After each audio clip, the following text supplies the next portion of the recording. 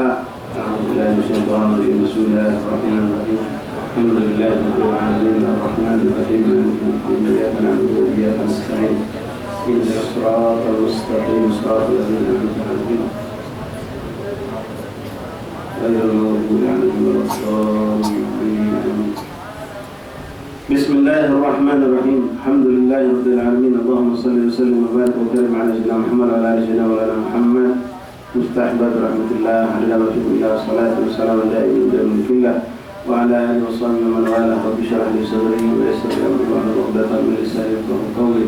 رب زدنا علما ويقينا وارزقنا رحمة. سبحانك لا علم لنا إلا ما علمتنا إنك أنت العليم الحكيم وتب علينا إنك أنت التواب الرحيم.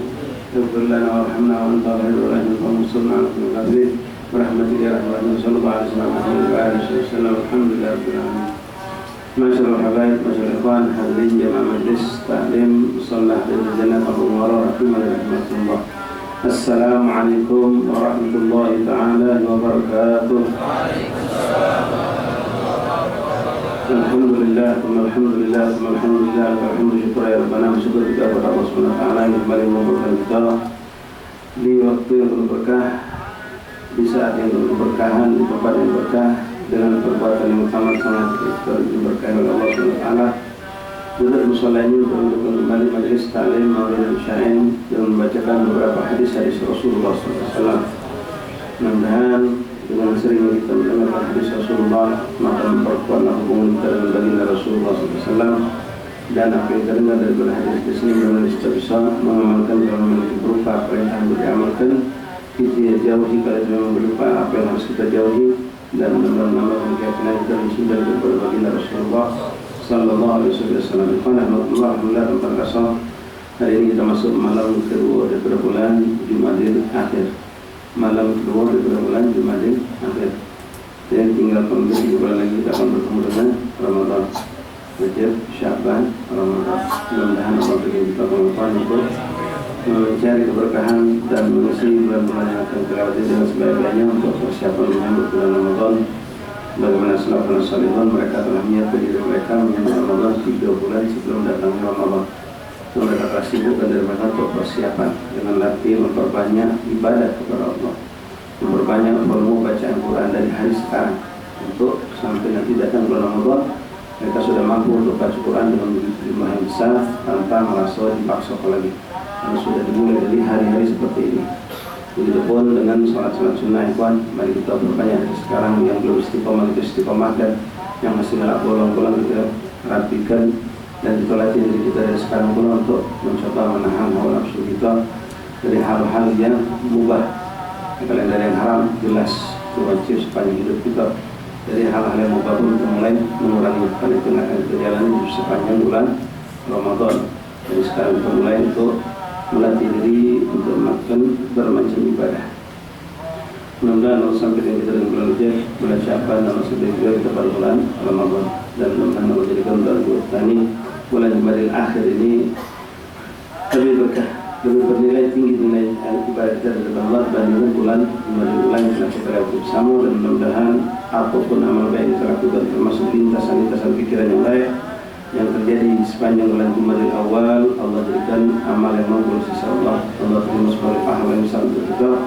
Dan apapun kehilafan dan dosa yang kita lakukan sepanjang bulan Jumadil Awal kemarin, baik sengaja atau tidak sengaja, sendirian atau di depan orang banyak, baik itu dosa besar ataupun dosa kecil, mudah-mudahan ya Allah berkah baginda Muhammad SAW mengampun dan segala dosa kami tersebut, dosa orang tua kita, dosa anak istri kita, dosa orang tercintai. Dan insyaAllah ada tersisa dosa kita keluar bulan dari bulan dosa kita sudah diampunkan Allah Subhanahu wa taala, dan kita mohon penjagaan. Allahumma ighfir lana fima madha wahfadna fima baqi. Ya Allah, ampunilah apa yang sudah lewat dan jagakan kami dengan apa yang masih tersisa. Menurut itu jaga Allah dari segala melalaikan, apalagi diharapkan Allah, dari segala perkara yang makruh, apalagi yang diharapkan oleh Allah. Dan dalam itu jaga Allah untuk istiqamah menjalankan apa-apa yang disunnahkan oleh baginda Rasulullah, terlebih lagi diwajibkan oleh Allah dan Rasul untuk kita. Secara kualitas mudah-mudahan kita tambah baik, tambah indah, tambah bagus. Secara kuantitas pun jumlah ibadah kita bertambah insya Allah. Amin Allahumma amin ya rabbal alamin. Masyaallah rahimani rahimakumullah. Melanjutkan kembali baca kitab Al-Adhkar Imam Nawawi sampai kita kepada hadis yang ke-13 dari kumpulan 30 hadis yang beliau jadikan sebagai penutup kitab Al-Adhkar. Masyaallah ahbab ikhwani rahimani rahimakumullah. Bismillahirrahmanirrahim. Alhamdulillahirabbil alamin. Allahumma shalli ala sayyidina Muhammad. Qala al-mu'allif rahimahullah ta'ala wa nafa'ana fil ulumi fid-dharain. Amin. Thalith Asyar yang ke-13 hadis Rasulullah. An Ibnu Mas'ud radhiyallahu ta'ala anhu qala qala Rasulullah sallallahu alaihi wasallam la yahillu damu imri'in muslim yashhadu an la ilaha illallah wa anni Muhammad Rasulullah illa bi ihdi thalath as-sayyid az-zani sallallahu alaihi wasallam wan nafsu bin nafsi wa tariku li dinihi mufariqun li jama'ah rawaina fi sahihina. Subhanallah ya Allah, ya tanpa disengaja di beberapa majelis pembahasan kita ini berhubungan dengan pembunuhan, ya, dengan pembunuhan di majelis Munawwar, ya, kemudian malam di Lawang Kidul, dan ini pun sebuah hadis tentang hal yang sama. Dan memang kita saksikan subhanallah, ya, dalam berapa bulan di Amerika, bahkan pembunuhan itu bukan dengan gaduh, anak membunuh. Ini baru kasus lagi hari ini, seorang polisi membunuh emaknya. Polisi membunuh emaknya pakai tabung gas. Kemarin anak membunuh bapak, emaknya juga ditikam, Allahumma masih hidup alhamdulillah. Lalu neneknya pun dibunuh. Belum lagi sebelum-sebelumnya, ya, suami cemburu, istri dibunuh. Subhanallah, begitu gampang orang membunuh seseorang.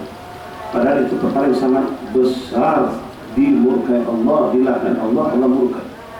Akan dalam ayat Al-Quran dikatakan khalidina fiha. Nar jahannam, masuk neraka jahannam dan kekal dalam neraka itu. Ya, sampai sebagian ulama mengatakan dosa tidak terampuni, walaupun sebagian besar mengatakan dosa yang masih terampuni.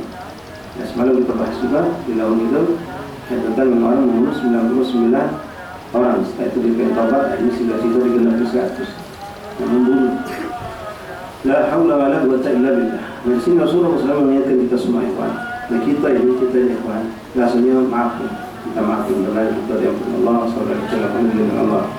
Itu bukan preman, itu bukan mengangkat, itu baik. Tapi kadang-kadang kita ini terjebak dengan keadaan membunuh orang secara berkeroyokan, seperti yang kami bahas main di awal, menghakimi secara massal. Abdul Malik itu terbukti yang jadi, yang melok nulak, yang melok ngebuk sekali, melok nempel, yang melok nendang sampai meninggal, itu kan gagal, termasuk pembunuh gagal. Nah ini masyarakat awam banyak kalau kasusnya di sini. Kalau membunuh yang membunuh mungkin kita bukan tipe orang. Termasuk kalau kita menyaksikan melok nonton, uang lagi itu, ente rekam, ente termasuk juga. Berarti ente ridho dalam kejadian itu. Ente tidak mampu mencegah, tinggalkan. Bukan kita menyaksikan. Atau kita pun menyaksikan dalam berita, kalau jalan kalau kena maling terus sekali untuk masa. Jadi contoh buat orang lain di kita kan. Memang benar ucapan tapi dalam satu sisi kita berarti lupa kalau yang dibunuh adalah muslim, yang membunuh pun muslim. Nah ini kadang-kadang kita lalai. Itu terjadi di lingkungan kita. Belum lagi yang namanya tawuran, lagi, ya, bingung kita. Tawuran seakan nyawa benar-benar murah buat mereka anak kecil. Kalau usah dari kami belajar dari gayut ke sini. Ini muda kecil, muda tanggung, mungkin muda SD. Jadi dia kan bawa kain panjang-panjang. Dia kan bagi musim. Ya Allah. Begitu. Wah misalnya ini macam muda kecil, ya, talaknya. Nah ditalak, salah. Ya, kalau lagi, nggak usah muda tinggi, Pak mungkin muda kecil dan ini 3 menit. Ditendang, dikepuk, segala macam. Minimal kalau lihat macam Tuhan, antum harus menginginkan dan mendoakan. Semoga Allah memberikan mereka keselamatan, dijauhkan dari hal-hal yang buruk. Kalau kita tidak mampu mencegah, jangan nonton. Jangan nonton. Nah sekarang kita ketemu hadis Rasulullah SAW.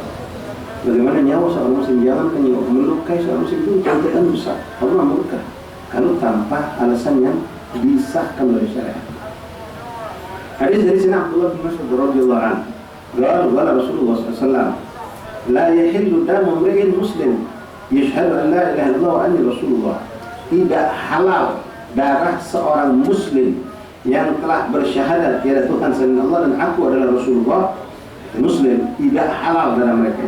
Jangankan membunuh mereka, yang menumpahkan darah mereka, melukai mereka pun tidak dihalalkan dalam syariat Allah. Kecuali 3 kata Nabi. Dengan 3 alasan boleh ini terjadi. Pertama, sayyid zani. Alhamdulillah, banyak negeri sekarang. Ya. Makna sayyid zani di sini adalah kalau kita sekarang orang berselingkuh. Zani muhsar dalam istilah lainnya. Dia punya pasangan yang halal tapi berzina. Itu kalau orang berzina dirajam. Kalau yang zani muhsar ini dirajam lebih sampai dia mati pun kalau seandainya dirajam itu tidak berdosa. Memang hukuman yang berat buat mereka seperti itu. Sekarang sudah hal yang biasa. Ya, bahkan aku bilang dari bini yang laki yang selingkuh dia berselingkuh juga. Ya, banyak sekali seperti itu aku bilang dari. Dari istilah selingkuh pada zina tetap zina, selingkuh atau zina gitu. Lain kalau maaf itu kawin siri. Kalau dia kawin lagi diam-diam itulah halal. Ketimbang dia berzina masih mending dia kawin. Ya, cuma kalau baca jangan diam-diam. Tangan lebih jual. Kalau memang kita nak lebihnya, yang kalau kawin itu untuk mencari ketenangan. Kalau sudah kita diam-diam, biasanya ada tenang. Ya, habis rumahnya kita kesan. Nah, kalau hal kita harus sebelah itu. Tangan dulu ya. Balik kepada zani muhsan tadi. Orang berzina itu kabair, dosa-dosa. Nah, zani muhsan lebih lagi. Orang yang sudah diberikan Allah pasangan yang halal, baik telan, baik tidak, tapi dia masih melakukan hal yang diharamkan oleh Allah. Dalam hukum syariat Islam itu dirajam, dilempar pakai batu. Zina dilempar pakai batu, apalagi yang zani muhsan sampai mati. Itu syariat. Kalau itu menjalankan syariat Islam, menjadi memang yang menjalankan syariat Islam. Sekarang muskilain dari kita sekarang Allah mendalik, ya kalau galak sama galak ada dianggap suatu tindakan yang salah, dianggap sah-sah saja. Pertama, sayyidul zani. Maknanya zani muhsan, orang yang sudah punya pasangan yang halal tapi masih melakukan perbuatan zina. Yang kedua, wan nafsu bin nafsi, orang yang membunuh dengan dibunuh juga dalam syariat Islam. Ini halal darahnya. Halalnya darahnya halal, tapi bukan gitu mengakunya, bukan. Ya, ada hakim, ada qadhi yang menentukan di sidang, ditentukan setelah itu divonis memang orang terhukum kan akan membunuhnya dengan sengaja.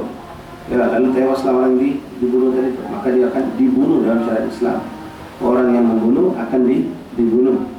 Karena orang yang membunuh itu seperti membunuh manusia seluruhnya. Nah, ini secara hukum ada hukumnya, ada qadhinya. Negeri kita juga bukan negeri Islam, tidak percaya itu macam itu.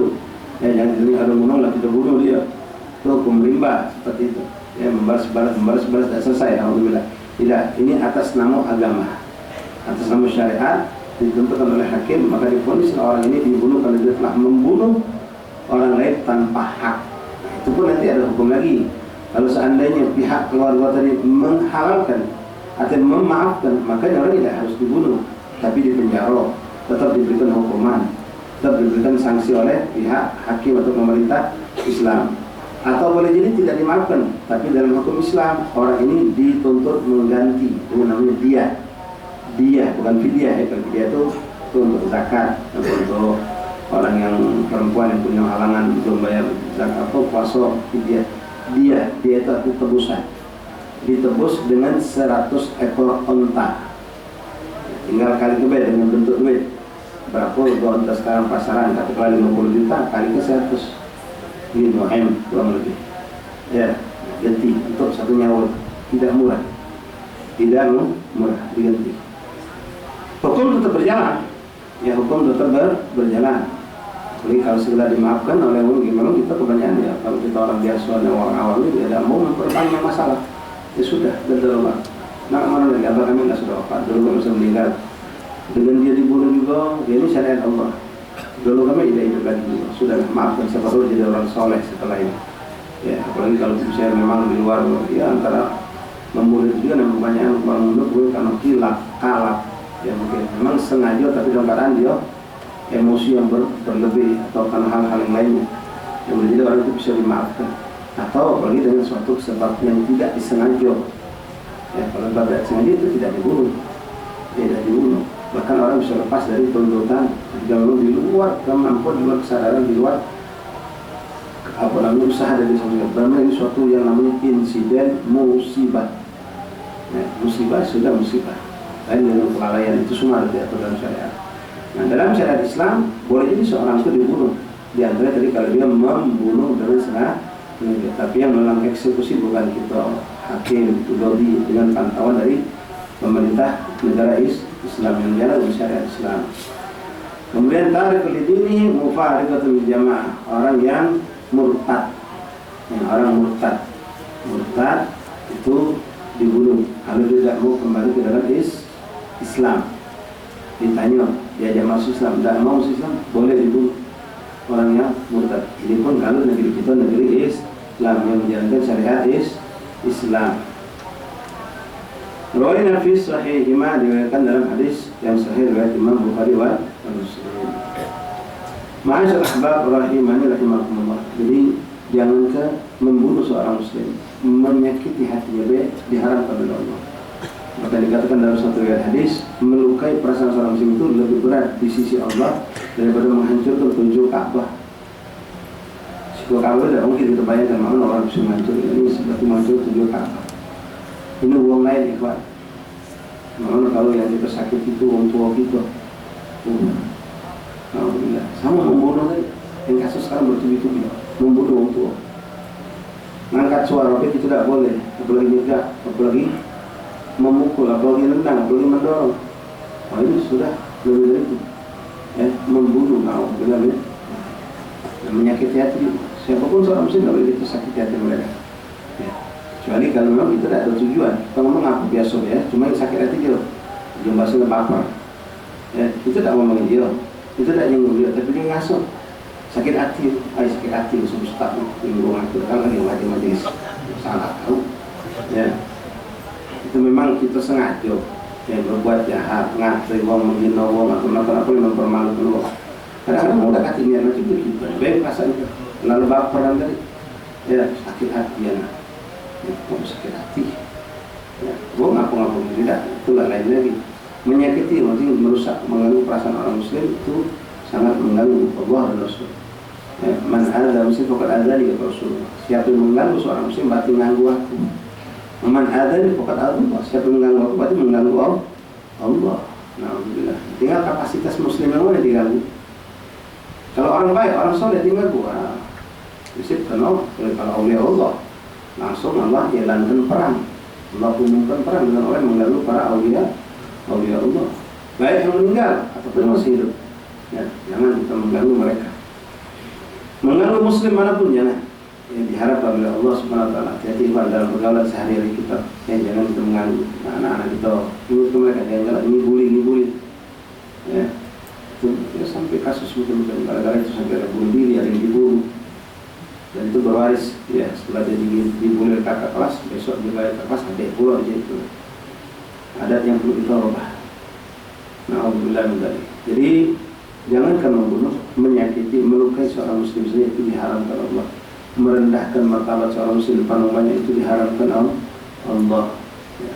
Apalagi sampai membunuh seorang muslim. Kita masih ingat tentang cerita soal sahabat Rasulullah SAW yang pernah di dalam perjalanan bersama sahabat yang lain bertemu dengan seorang yang mereka tahu ini orang kafir. Orang ini kafir dan memusuhi Islam. Tapi waktu itu orang kafir ini sendirian, yang mereka tahu ini orang kafir sendirian dan musuh Islam. Maka dicegat oleh orang Islam, orang itu akan diserang, langsung teriak, mengucapkan kalimat salam. Pura-pura dia tahu dia bakal diserang. Menurut pandangan Muslim dari orang ini tadi ketemu orang Islam langsung assalamualaikum. Wah ini ceca ini jadi sahabat tadi, karena mereka tahu ini orang kafir. Padahal dia sudah masuk Islam, cuma sahabat ini datang dibunuh. Pas sampai kabar itu kepada Rasulullah, marah, murka Rasulullah, murka besar. Sampai Rasulullah ngomong, aku kau bunuh? Dia tuh pura-pura ya Rasulullah. Aku kau belah hatinya sudah, sehingga kau tahu dia pura-pura. Jadi dia sahabatnya. Coba lagi jawab lagi, ditanya lagi, aku kau sudah belah hatinya, kau tahu dia kan muslim. Saking begitu tingginya nilai seorang nyawa seorang muslim. Ya, belum lagi sekarang begitu banyak yang dari aborsi. Ya, ada yang memang karena aborsi dilakukan karena zina, dari. Ada yang memang anak dia memang cuma ada galak nambah anak. Ya, dia berusaha sudah minum pil KB atau melok KB atau jebol. Ya, jebol. Jadi anak. Dua laki bini sepakat sudah disogong bela. Yang tiga tidak disalong terus. Allah haram pun. Walaupun ulama ada hukum dewek. Ya, menghukumkan ya, kapan dihukumkan haram itu masuk gotil pembunuhnya atau dihukum cuma makut ke syidadil haram, itu nanti ada bayi itu saat sudah ditiupkan nyawa atau belum. Nah, itu juga ada saatnya aborsi dihalalkan, bahkan disunahkan dilakukan ketika demi menyelamatkan nyawa uminya. Bisa ada seorang perempuan hamil, nah, bayi ini bermasalah, dia pun ada masalah, ada tumor, ada apa, Allah di perut perempuan ini. Cara satu-satunya ini bayi harus dikeluarkan. Kalau biar bayi ini tambah besar, nanti tambah besar akan mengakibatkan kemungkinan emaknya yang bakal wafat. Nah, seperti ini setelah diteliti, dipelajari, memang tidak salah lagi prediksi dokter, memang sebegitu. Kalau boleh ini bayi digugurkan, diaborsikan, dilepaskan, itu boleh. Cuma paling indah kalau memang itu dilakukan sebelum ada nyawa, sebelum bernyawa. Sudah jelas ini memang calon bayi. Ya, masuk 2 bulan 3 bulan belum disebut apa ditiup nyawa. Nah, lakukanlah kalau memang itu sesuatu yang memang sifatnya darurat demi menyelamatkan sang ibu, bukan setelah adanya nyawa.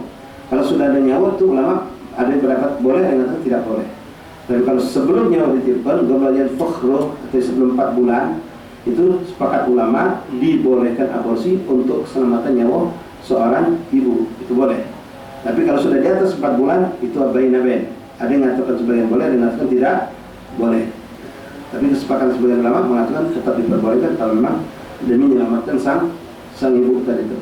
Kalau ini dengan ilmu, ya, ilmu dokteran mengatakan ini bayi semakin besar akan menimbulkan fatal. Kemungkinan belum sampai lahir emaknya bakal mati di tengah jalan. Di dalam keadaan hamil itu dia akan wafat emaknya.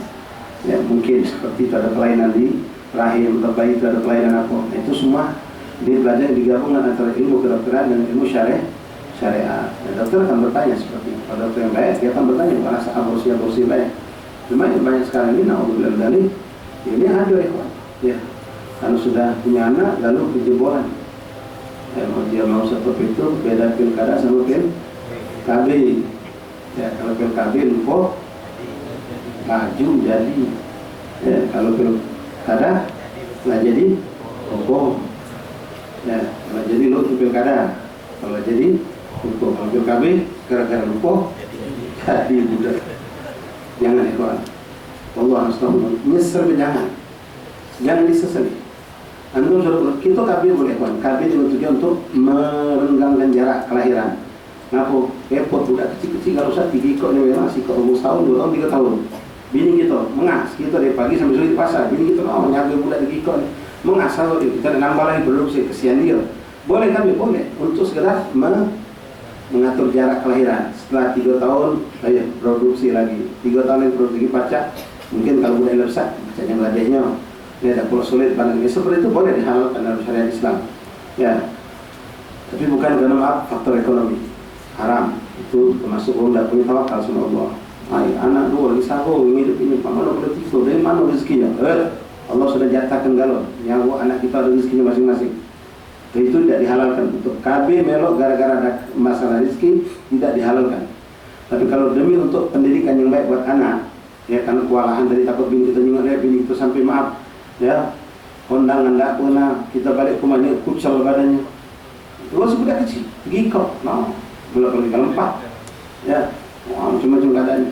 Boleh kita atur jarak. Nah dengan cara yang dihalalkan. Tapi kalau KB untuk benar-benar tidak lagi melahirkan itu tidak boleh, kecuali balik kalau untuk demi keselamatan, demi kesehatan. Misal bini kita maaf sudah operasi 3 kali sesar. Menurut hitungan dokter, sepakat dokter kalau ini tidak boleh lagi hamil. Kalau hamil lagi bahaya buat rumahnya mungkin. Boleh, ya itu mungkin tidak harus dengan maaf mengangkat rahim. Mungkin ada jalan lain untuk ya diikat atau apa sehingga tidak bisa lagi melahirkan. Itu semua demi kemaslahatan, kesehatan nyawa. Untuk sang ibu tidak boleh seperti itu. Tapi kalau tidak seperti itu, hanya dibolehkan demi untuk mungkin mengatur jarak kelahiran. Untuk apa? Biar lemak didiknya, biar ngatur betul untuk punya rumah kecil, ya anaknya kalau besar itu bingung mana. Adalah hal-hal yang mungkin setelah kita musyawarahkan, kita pertimbangkan dengan orang yang berilmu, orang yang bijak, baru kita memutuskan. Terus sementara kita mungkin KB dulu, dalam program KB, ya KB itu ada KB yang syar'i, inzal namanya, ya. Saya tanpa menggambar, tanpa yang rapor, tinggal prakteknya baik, baca hidung lain bang. Ya, jangan sampai kebablasan. Itu yang syar'i, yang syar'i itu seperti itu. Tapi maaf ya, jangan sampai terlalu sedikit ya, bikin keluar sedikit ya. Jadi dia melakukan homosom, begitu sperma anak keluar dicabut. Begitu sperma anak keluar dicabut. Nah, ini yang syar'i yang seperti ini. Tapi ini harus kesepakatan suami istri. Kalau tidak gitu, ya baca terjadi musibah. Ya, ini kesepakatan suami istri. Mereka sudah sepakat, mereka tidak akan ikut program tidak pakai spiral, tidak pakai obat, tidak pakai apa, tapi dengan syarat syar'i dan alami boleh. Ya, tapi kesepakatan suami istri itu boleh. Itu yang paling syar'i. Cuma itulah tadi ya kebanyakan kebablasan. Ya, malah ya. Stop bicara tadi. Banyak mulus. Jadi lanjut ya Pak, bismillah. La ilaha. Jadi balik tadi ceritanya ini masalah aborsi tadi haram. Ya, tidak diperkenankan. Nah, dokter juga, bidan juga itu nak hati. Ya, mereka mau bilang asal itu dapat duit. Ya, dia gampang, dia ada trik-triknya bisa menggugurkan bayi itu lewat hasil perzinahan tadi. Apalagi masih hitungan seminggu, 2 minggu, sekian 2 bulan, sampai dari mana? Dari daging masuk ke esek buang. Lain kalau sudah berbentuk budak, itu karena hati-hati dia sembunyi-sembunyi. Itu ada yang penting duit. Kan ada praktek khusus untuk aborsi itu ada. Nah, alhamdulillah ini jelas haram. Ya, yang melakukan membantunya haram, yang gitu juga haram. Nah, saya tidak boleh, jangan sampai seperti kami sampai tadi begitu kita sepakat untuk tidak punya anak lagi, sudah bertahan 2 tahun atau kebablasan. Jadi kita mas, kayaknya aku tuh udah terlambat ini, enggak head. Yang benar tuh, ibu tuh aku mau marah tuh ini. Ya, pasti tes pack atau bawa dokter ternyata benar-benar hamil. Oh, sebelumnya tandil. Ya, gara-gara kau libur. Akhirnya sepakat mereka. Nah, di gugurnya haram. Itu pemberian Allah, ikhwan. Coba lu maaf, minta maaf. Gua yang kawin bertahun-tahun belum punya anak, sambil nangis-nangis minta sama Allah ada apa? Sampai ngeluarkan biaya ratusan juta, pergi ke luar negeri, pergi ke Malkom, di mana pun keliling, umroh berkali-kali, berdoa hadapan Ka'bah, pengen punya anak. Dah puas dokter di Palembang, ada kata di Surabaya, pergi ke Surabaya sana, tahan nginep di hotel sekian minggu. Dah cukup ke Australia, demi pengen dapat sikok jadilah. Lah ini orang anak dibuang sesir. Na'udzubillah min dzalik. Ya. Na'udzubillah. Siapa tahu ini anak yang bakal lulus itu dia mungkin kiamat. Siapa tahu dia jadi anak yang soleh, jadi wali min awliyaillah, jadi junud min junillah. Kita datang pemberian Allah. Terima. Siapa tahu itu jadi keberuntungan kita bagi. Kita ini macam-macam ya Pak. Ya, banyak kendak sebagai hamba Allah. Minta maaf ya Pak. Ini kami kadang-kadang juga agak risih. Jika ada kawan itu datang, Bib, alhamdulillah, hari mana hamil lagi doa Bib. Kalau pengennya mana hamil, yang tidur lagi, tidur lagi go. Pengen hamil doa Bib. Jangan. Ya, siapa tahu 4 anak yang kecilnya dapat ustaz galau, kiai galau. Ya. Nah, kita kadang nak ngatur. Ada sebaliknya, nandang galau. Doa Bib, yang tidur nandang galau sudah. Pengen juga tidur sikap. Sampai dia ngancam bini. Pokoknya kalau tidak cilok, aku kawin. Soalnya jangan hebat. Apa yang lanjut terima. Kita sudah tahu yang mana yang terbaik buat. Kalau pengen ngatur, kita pengen ngatur sepasang mana tino. Ya Allah yang unjuk. Ada yang mana 3 tino muncul 3. Ada yang tino dulu 3 lagi. Macam semua rahasia Allah. Mulai ngatur. Ada pun trik-trik macam itu ya. Boleh jadi terjadi, boleh jadi tidak. Wallahu a'lam. Saya lanjut, bismillah. Ar-Rabi' Asyar yang ke-14. An Ibn Umar radhiyallahu ta'ala anhuma anna Rasulullah sallallahu alaihi wasallam qala umirtu an uqatila an-nas hatta yashhadu an la ilaha illallah anna Muhammadar Rasulullah wa yuqimus salah wa yu'tuz الزكاة فإذا فعلوا ذلك عصموا مني دماءهم وأموالهم إلا بحق الإسلام وحسابهم على الله تعالى. Ini hadis masih berhubungan dengan hadis yang kedua tadi, hadis yang ke-13 tadi. Rasulullah SAW mengatakan, umirtu an uqatilan nas, aku diperintahkan Allah untuk memerangi manusia, memerangi manusia yang kafir. Aku diperintahkan Allah untuk memerangi orang-orang kafir sampai mereka masuk Islam. Hatta yashhadu an la ilaha illallah anna Muhammad Rasulullah. Sampai mereka masuk Islam. Nah, ini hadis ini zahirnya seperti ini, tapi secara praktiknya Nabi tidak langsung seperti ini. Nabi juga diperintahkan Allah dengan mengajak secara baik-baik dulu. Ya, secara baik-baik diajak masuk Islam. La ikrah fid din, itu dalam Islam. Itu yang ada dalam ajaran Rasulullah SAW. Yang kadang-kadang orang orientalis dipakainya hadis ini. Lihat Islam, kejam, memaksa orang untuk masuk Islam. Enggak, jangan baca siku hadis ini baik. Ayat Al-Quran, hadis Nabi itu banyak. Ya, Islam itu mengajak dulu orang untuk masuk Islam dengan cara baik. Ketika mereka tidak mau, mereka ditawari.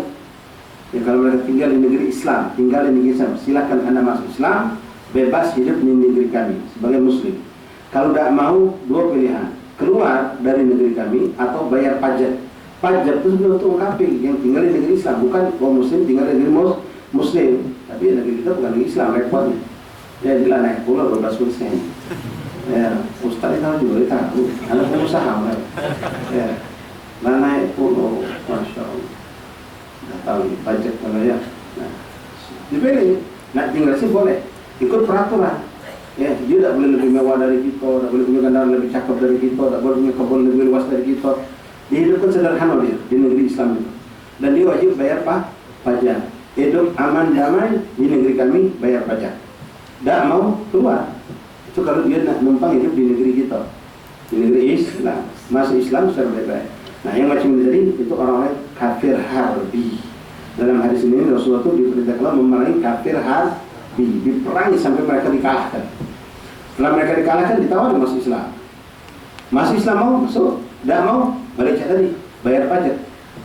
Ya, bukan upeti, bayar pajak kepada negeri Islam, masuk ke kas negara, dibagikan untuk kemaslahatan Islam.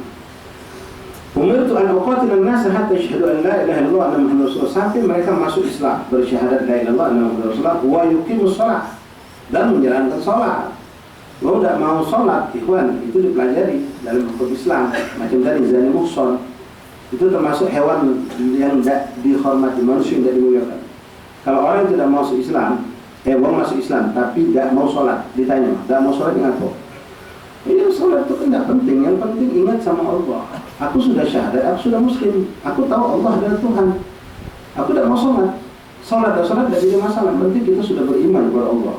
Ini orang kafir masih. Kenapa? Karena dia tidak mengakui salat adalah sesuatu yang diwajibkan dalam syariat. Kan itu, ada juga sedikit pintar. Enggak perlu salat. Yang penting ingat sama Allah. Eling. Ya, inna salata lidzikri, dalilnya dipakainya. Ya, seluruh salat itu untuk mengingat aku kepada Allah. Jadi cukup kita pada intinya, yaitu tujuan salat adalah ingat kepada Allah. Cukup ingat, begitu azan ingat. Udah. Setelah eling tadi kan, sempat heboh kan ini kita, apa eling-eling itu. Gak bisa, Rasulullah SAW kamar itu mana usaha. Salat Rasul setiap sholat, ambil wudu, ada kilam, nutup aurat, diajar ke Rasulullah. Nah, kalau orang katakan, aku tahu sholat itu wajib, tapi urusan aku nak semain, bukan urusan kamu. Ya. Aku dihak kamu nak masukkan aku. Kau tahu tak sholat wajib? Tahu, aku sudah sholat wajib. Aku tahu sholat wajib, tapi nak sholat tidak urusan aku. Nah, orang ini tidak kafir, dia fasik. Kalau negeri ini negeri Islam, berlaku dengan ajaran Islam, maka hakim memerintahkan sultan memaksa untuk sholat. Disuruh tobat, suruh sholat tidak mau, dipaksa. Tidak mau lagi, dirajam. Bahkan kalau masih tidak mau, tidak sembarangan sholat itu. Tapi kalau orang mengatakan salat tidak wajib, zakat tidak wajib, atau apapun daripada 4 rukun Islam tidak wajib, salah satunya maka tidak dikatakan Muslim dia. Salat wajib, zakat wajib, puasa wajib, tapi haji tidak wajib, walaupun itu mampu. Bukan Muslim ini, bukan Muslim. Harus dia mengakui empatnya adalah sesuatu yang diwajibkan Allah. Nah, nanti kalau dia ngomong aku tidak galak, puasa, hendak aku tidak ngaku, puasa itu urusan aku sama Tuhan, bukan urusan kamu. Masuk dengan aku, masuk surga aku, aku boleh mengenal. Nah, ini fasik.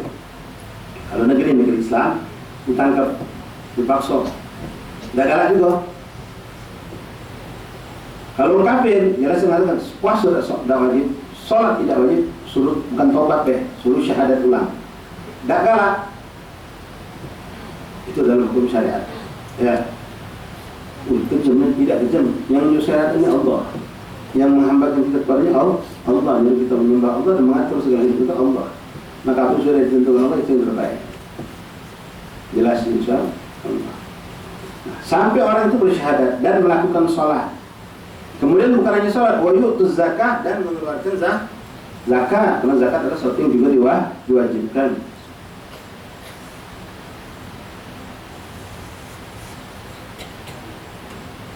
Maka dari itulah setelah wafatnya Rasulullah SAW, ada sekelompok orang di sebagian negeri Islam, ada yang murtad, ada yang tidak murtad tapi tidak mau bayar zakat. Mereka mengatakan zakat itu zaman Nabi hidup, Nabi sudah wafat, tidak wajib lagi zakat. Itu diperang misalnya Abu Bakar Siddiq, dianggap pemberontak. Dikirim pasukan perang, dipaksa untuk bayar zakat. Tidak mau, diserang, diperangi. Dan kalau mereka mau, diingatkan, dipaksa seperti mau, sudah tidak diperangi.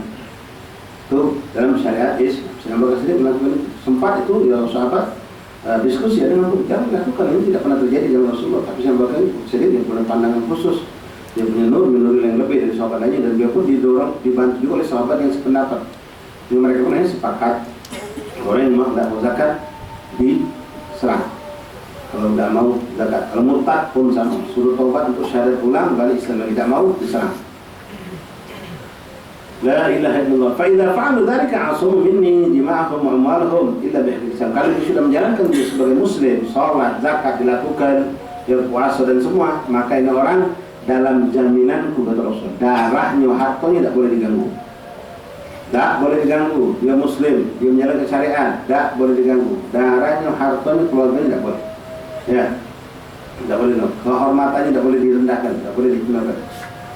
Illa bihaqqil Islam, kecuali dengan tuntutan syariat Islam.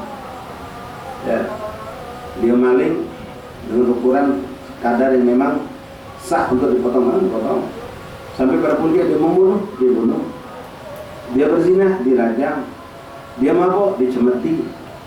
Itu dengan hakul Islam dan dihakil Islam. Atau hartanya dibek dalam bentuk apa? Bentuk bayar zakat. Hartanya dibentukkan dalam bentuk apa? Bayar fidyah, dam. Itu dihakil Islam. Hartanya dibek tapi untuk kemaslahatan Islam dan dengan cara yang memang itu dengan tuntutan syariat, bukan ngambil untuk pribadi, bukan merampas milik orang dengan di luar syariat. Jadi bihak Islam maksudnya dengan ketentuan syariat Islam.